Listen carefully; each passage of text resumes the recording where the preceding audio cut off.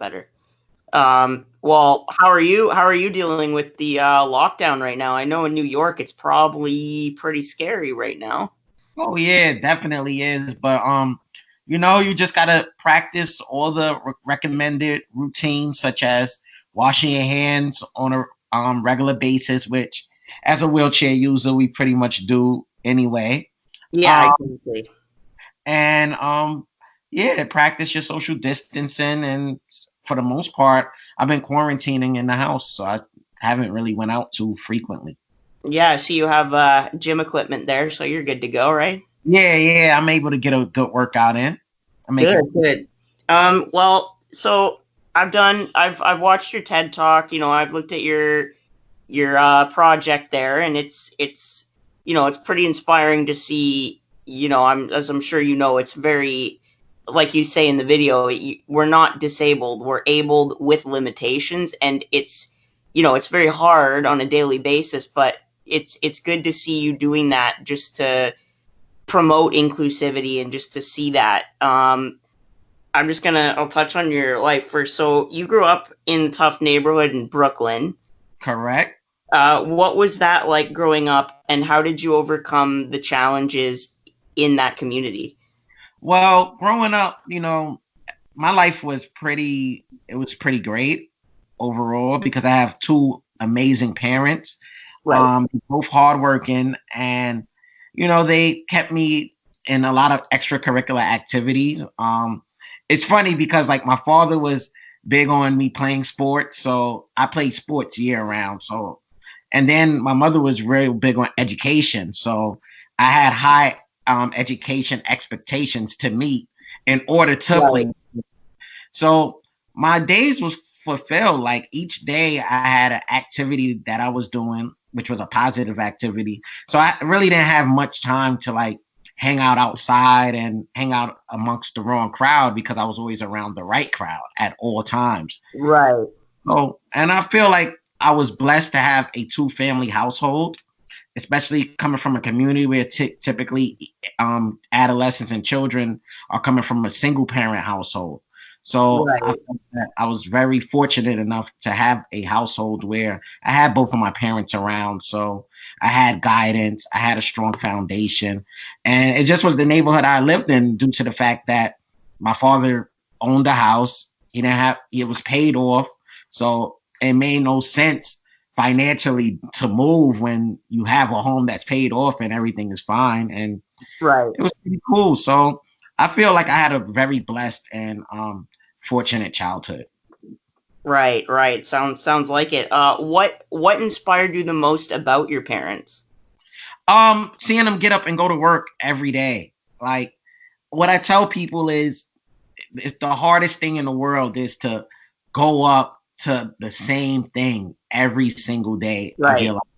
And they both done it now for over 30 years. They're getting ready to retire now, but just seeing that discipline and that work ethic inspired me to just always give 110% in whatever I'm doing because Right. that's just the foundation that they led. And they always worked.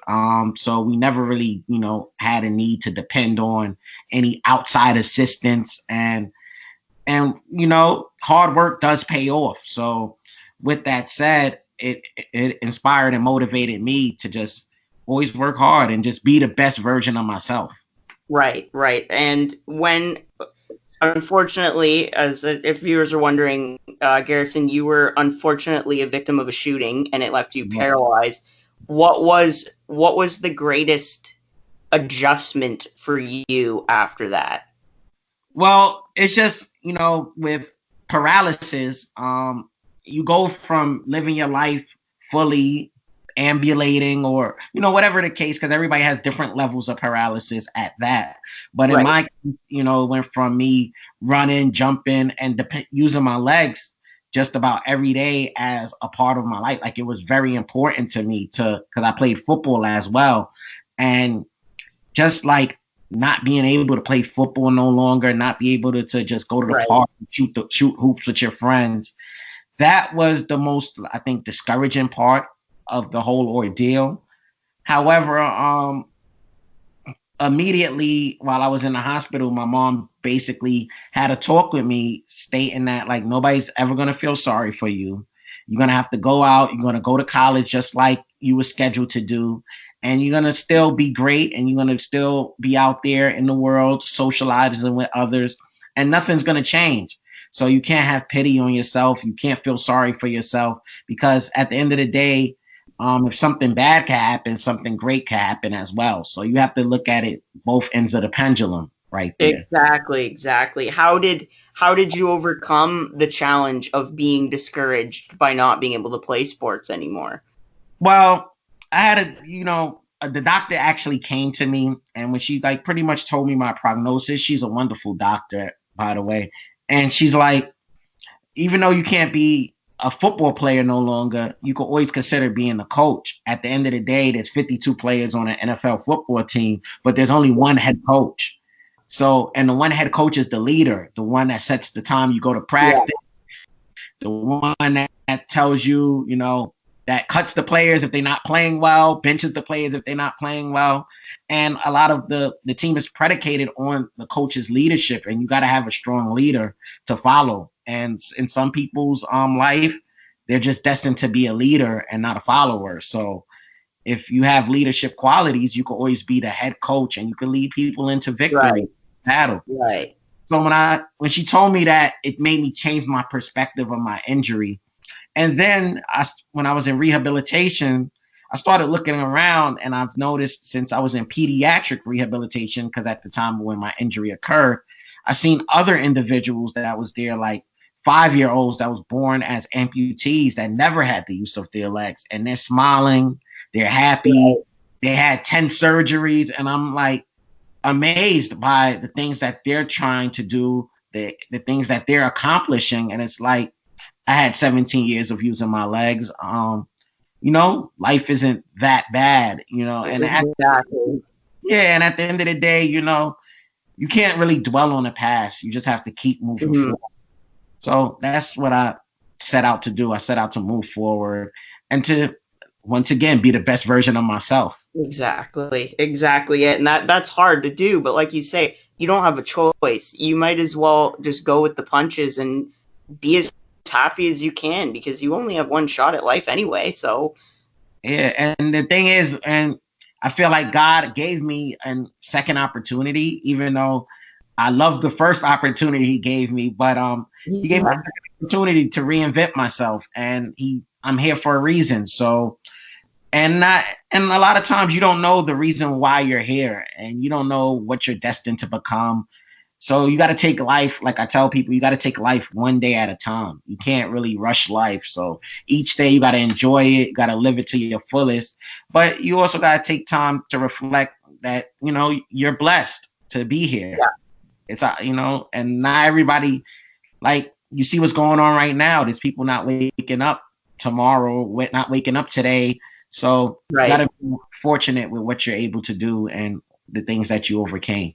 Exactly. And you did shot put for a while. You do powerlifting. What is your favorite part about powerlifting, and what keeps you going in that realm?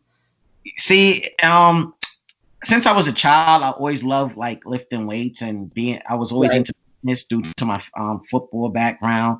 However, actually when I found powerlifting, it kind of like found me, because initially after my injury, I didn't partake in any sports until about 3 years ago. And that's when this guy came up to me in the gym randomly. It was like, I'm a wheelchair football coach. Come practice with my wheelchair football team. I think you will like it. And at the time I wasn't really receptive of it. I'm like, wheelchair football, if I fall and get injured, how does that work? Like, arm or something, like it just doesn't make sense. But he's like, nah. And he really encouraged me, Jason. He really encouraged me to come out. And when I came out, I met some other individuals, and then I met the president of the Wheelchair Sports Federation, and he's like, I see that you could be a Paralympic athlete one day, like, and just initially said it to me. I'm like, what? And I'm like, all right. So like, what do I do now? He said, we got to find a sport for you. And I'm like, all right. And at time I wasn't really into like team sports. I'm like, I want to do something, an individual sport, because I feel like with team sports, there's a lot of ranks you got to go through. Like if there's Right. you're playing basketball and there's a star player on the basketball team, he don't pass you the ball, then how anybody's going to know you're a great shooter or whatever the case might be. So I started doing like wheelchair track racing. I started doing field sports such as shot put, javelin, and discus. And that was with the New Jersey Navigators, which is one of the better junior wheelchair track teams in the country of the United States. And one day my coach entered me in a powerlifting meet, and weighing 120 pounds, I was able to lift 250 pounds. And then a few days later, Team USA called me. A manager from Team USA called me and said, you need to start vying for a spot on the para powerlifting team. And I said, I'm all for it. So it's been a fast few years. I mean, like, it feels like just yesterday I just got involved pretty much. Right, it just took off kind of thing. Yeah, I went to the Olympic training facility. I trained out there briefly. But right now I'm doing pretty well. Like I could probably lift right now, probably about 300. Scheduled to go to World Championships last month, but it was canceled due to this coronavirus outbreak. But I was particularly going to place well out there. But yeah, so what keeps me motivated in powerlifting is that weights really have no emotion. Like you can have a bad day. You could throw the dumbbell down as hard as possible. The funny thing is that dumbbell is going to be untouched, unharmed, and you could pick it up tomorrow and it's still going to do what it's set out to do, which is make you stronger. So I like the sport because it makes you stronger physically, but it also gives me an opportunity to get stronger mentally as well. And I think with having a disability, you have to be very mentally strong because every day isn't the same for individuals with disabilities. There's so much other things that you could never imagine that an individual with disabilities have to go through just to on a day-to-day basis. And so people typically are unaware of that. But if they see an individual with a disability outlifting them, then that's when the inquisitive minds come. And I like the part where it makes everyone equal at that point. Right. It's like an equalizer. Exactly. Yeah. What is your go-to playlist when you're working out? Do you have any artists you listen to specifically, or? Yeah, I pretty much listen to a lot of Nipsey Hussle. For some reason, he just motivates me as soon as I hear his voice to just like, just go harder, just lift more. Nipsey Hussle is one of the artists I like to go to. Little Baby. Lately I've been listening to a lot of Little Baby. And yeah, those are the main two. Also, like I have a shuffle playlist with like Jay-Z and other artists on it. But the top two artists right now that I listen to when I'm working out is Little Baby and Nipsey Hussle. Awesome. Yeah, hip hop's the way to go. It's such a pump up genre that, it gets you moving, right? I have a little segment here just to get to know you personally a little bit better called Rapid Fire. Nice. Who is your favorite New Yorker? My favorite New Yorker, I'm kind of vain, so I would say myself, but I'm like, for interview purposes, I think my favorite New Yorker, it has to be my mother. She's just so New York. Awesome answer. What is your go-to meal? My go-to meal? Barbecue chicken and macaroni and cheese. Those are good ones. I know you like many sports, but what would your favorite sport be? Oh, my favorite sport is football. And what's your favorite team? The New York Jets. Awesome. I'm a big fan, so New York Jets is a good one. Who is your favorite musician? My favorite musician overall is Jay-Z overall. Yeah, typical New Yorker. Yeah. Rough life, got through it, it's a good one. Describe yourself in 3 words.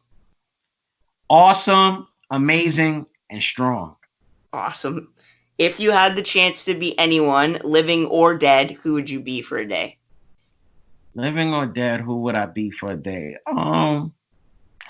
Rest in peace, Kobe Bryant, but I would love to be Kobe Bryant for a day. Just to have his mindset and mentality for a couple of hours, I think that would be so fulfilling because it probably would change my outlook on a lot of things. Oh, yeah, Mamba mentality all day for sure.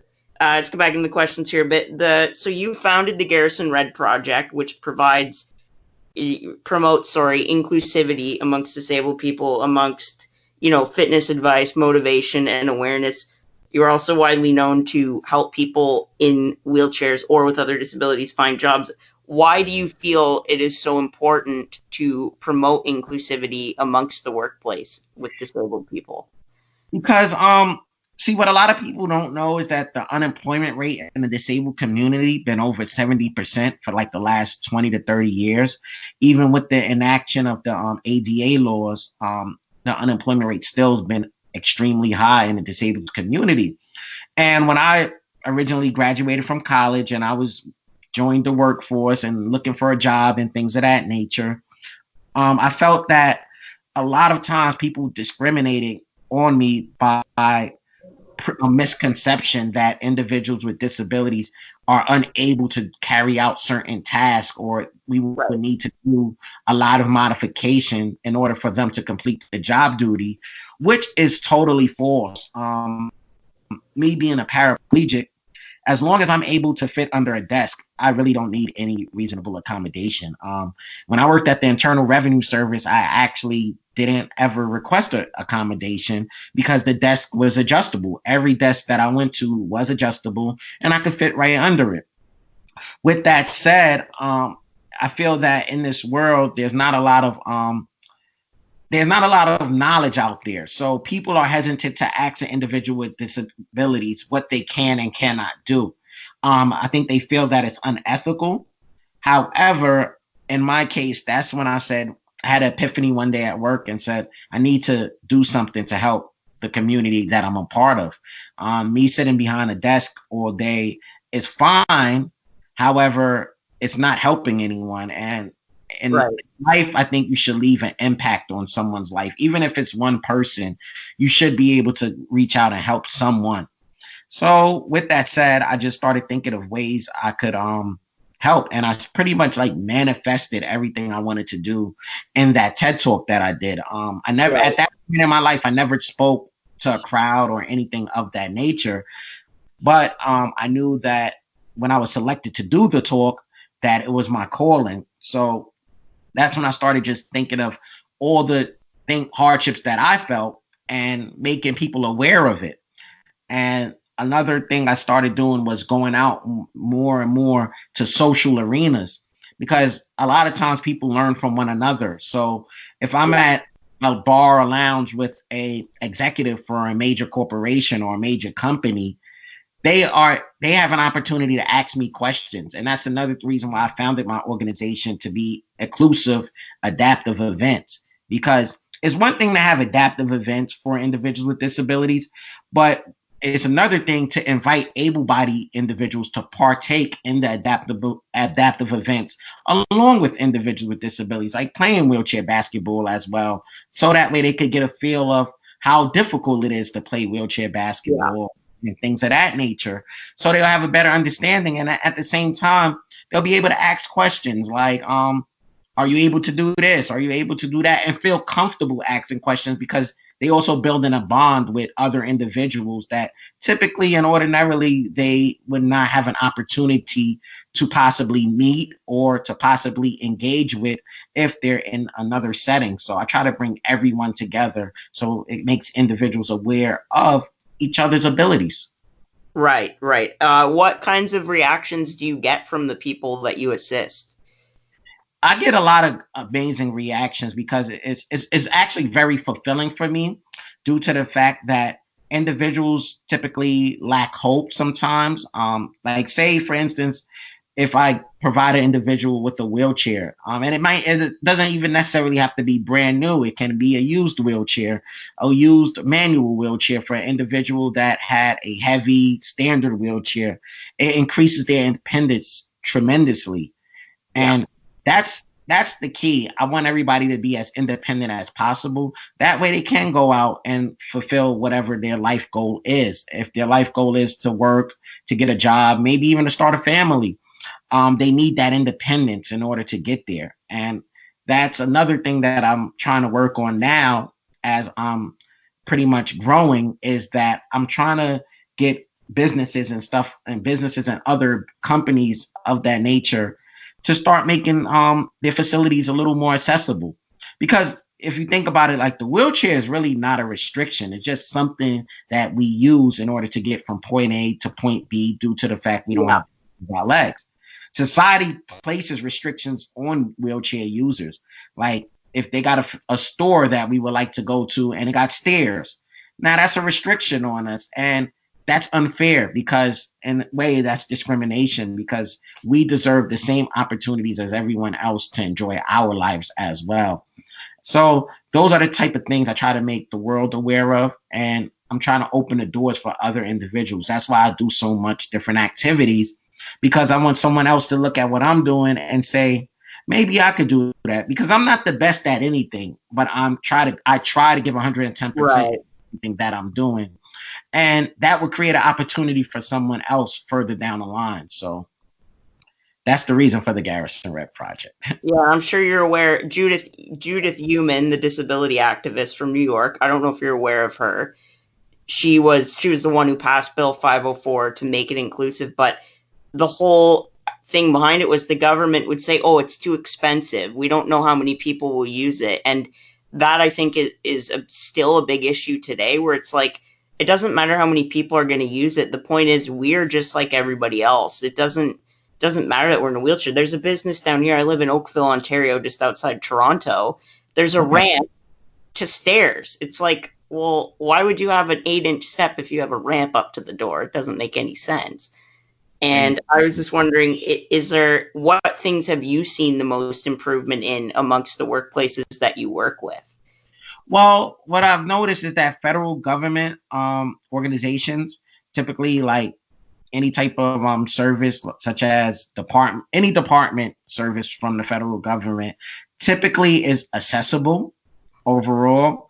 And they do reach out to make modifications in order to accommodate the individual with the disability. So federal government jobs are really, really good, because when I worked at the Census Bureau also, it was fully accessible, and it was very ethical. So they do ask you questions on what you need, but they do not make you feel uncomfortable. Right. I feel like in private industries, they are reluctant to hiring individuals with disabilities due to the fact that they don't want to make the modification because it affects their bottom line, which it really doesn't. I mean, if you're a multi-billion-dollar company, $1,000 change is not going to affect your bottom line. You're not going to even notice that. You probably give that away each and every day doing nothing, like buying your executive's lunch. So yeah, one of the things. Also, what I'm noticing is that now that it seems like right now is like a disability revolution. There's tons of individuals with disabilities doing incredible things each and every day. So I do see that they are more accommodating in like certain like social arenas, like concert venues and things of that nature. Also due to the fact, I'm assuming, because of lawsuits as well. Yeah. But in the past, like to go to a concert, they want to have you at a designated spot. Even if you want to move around, they are reluctant to have you do so. So I see they're making changes.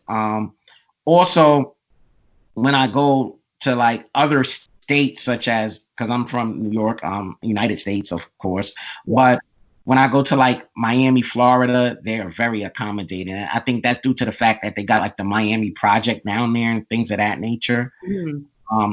I feel like New York is the most discriminative in as regards to disability accessibility, but that could be due to a few reasons, because the subway system, New York, a lot of people don't understand, but the New York was designed around the subway system. Yeah. And that was over 100 years ago that the subway system been around. So it's still very difficult to travel by train in New York City. So that's some of the areas that I believe they're working on improving, but it's going to be like an uphill battle unless they really invest the amount of money and time into doing so, which is a city agency. So it just takes time. Yeah, it's the same thing in Toronto. It's so old that it's so hard to make the changes, and oftentimes when they're putting elevators in, the station's down for disabled people for 3 to 6 months because it just takes so long, right? Yeah, And exactly. that's Exactly. a shame. But what in terms of advice, what advice would you give to a disabled person looking for a job? Okay, so what I would tell them is to, go through the federal government process to start off, depending on, whatever their government policies and procedures are. Another thing is make sure you're qualified. I wouldn't advise someone to go out for a job that they're really not qualified for, Right. because it's difficult to make an argument against if you're not being hired. And another thing is you can't give up. So despite all the adversities that's going to be thrown your way, you just cannot give up. You still got to keep pressing forward, and good things will happen. It just takes time. Also, I'm not sure about how things are in Toronto or Ontario. However, if there's some type of like disability advocacy programs and things of that nature, sometimes they have connections with different organizations, because in America, typically each organization is supposed to have a disabled individual representing. Right. So with that said, you got to do the due diligence to see what's the best way of going about finding a job. Also, school, try to get an internship. And that way, if you get an internship, the company you're working for, they will be able to see your abilities on a day-to-day basis.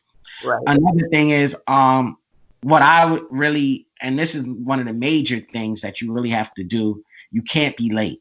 So each and every day you have to go to work, you have to be on time, because at the end of the day, even during the probationary period, you want to outshine everybody else. So at the end of the day, when it's time to make a cut or to see if they're going to keep you on board, if you never missed a day, if you never was late, then what they're going to say? You did something that majority of the able-bodied individuals were unable to do.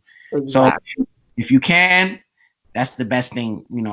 Being on time is the first key to success. Exactly. And I find with as a disabled individual myself, early is always good. It doesn't, even if you're an hour early, at least you're there. Yep, you're there. Exactly. In terms of that, during this whole time, it's obviously very hard to find jobs because unless you're essential, it's hard. But what would you do? What would you recommend people, disabled and non-disabled, what would you recommend they do right now to promote that awareness, whether it's for jobs, for charities, anything like that? How would you recommend people go about it? Well, right now, during these turbulent times, what I encourage everybody to do is to really work on their self right now. As far as try to discover what your true passion is. So whatever job, you're looking into, or don't just, since there's like a freeze on everything due to the fact of the virus that's, the pandemic that's going around right now. You really have to like stay focused, sharpen up your resume, have a few cover letter templates. That way, when the job freeze and the job market just opens right back up, you be able to submit your information, because I'm sure individuals, corporations and companies are going to be looking to hire individuals because of the fact that, so many deaths are occurring and things of that nature. Yeah. If you think about it like that, it's not a great way to think about it, but every time someone dies, that's also a position possibly opening up. So you have to look at it from that aspect as well. So they're going to be looking to hire people. They're going to want the economy to get back in order. So that means people have to work in order for the economy to get back where it was. So I say sharpen up your resume, work on your cover letters, do some like virtual interviews. That's always good. Because that's one thing I always had an issue with is interviewing. Like I'm fine doing podcast interviews and stuff, but me, job interview just wasn't my forte. So those are a few keys to finding employment, and got to lay the foundation while you have this free time.